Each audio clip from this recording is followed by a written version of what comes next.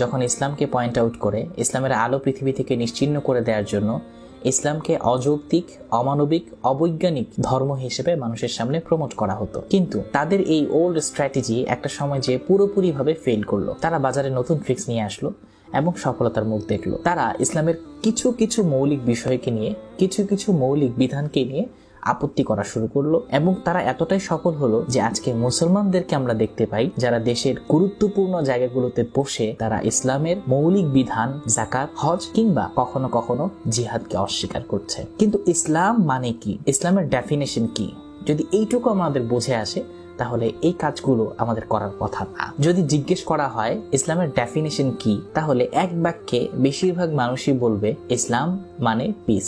Islam is a peaceful religion, it is absolutely right, exactly. But ইসলামের অর্থ শান্তি নয়। ইসলাম শান্তির ধর্ম অবশ্যই, কিন্তু ইসলামের অর্থ শান্তি নয়। ইসলামের অর্থ আত্মসমর্পণ করা, সাবমিট করা। সাবমিশন কার কাছে? আল্লাহ তাআলার কাছে। Submission two Allah.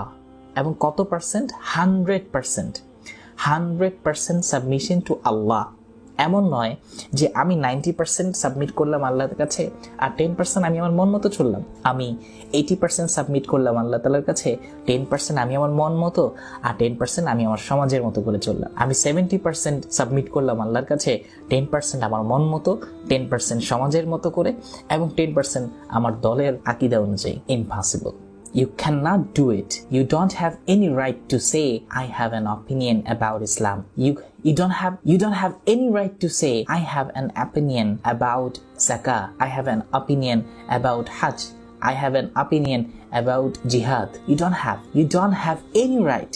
You don't have any right to say this. যেহেতু আপনি আল্লাহ তাআলার কাছে নিজেকে 100% সাবমিট করে দিয়েছেন, এজন্য আপনার কোনো অধিকার নাই এই কথা বলার যে ইসলামের যাকাতের বিষয়ে আমার কিছু ব্যক্তিগত মতামত আছে, হজের বিষয়ে আমার ব্যক্তিগত কিছু মতামত আছে, জিহাদের বিষয়ে আমার কিছু ব্যক্তিগত মতামত আছে।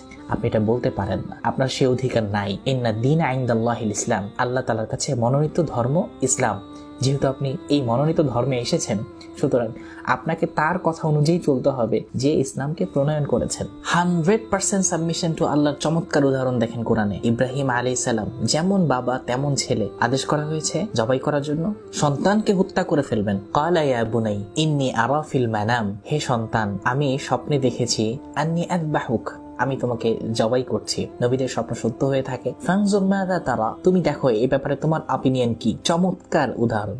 আমরা অনেক সময় জিজ্ঞেস করি ইসলামের এই ব্যাপারটা সম্পর্কে ভাই আপনার মতামত কি। ঠিক সেম প্রশ্নটাই কিন্তু ইব্রাহিম আলাইহিস সালাম করছেন তার সন্তানকে।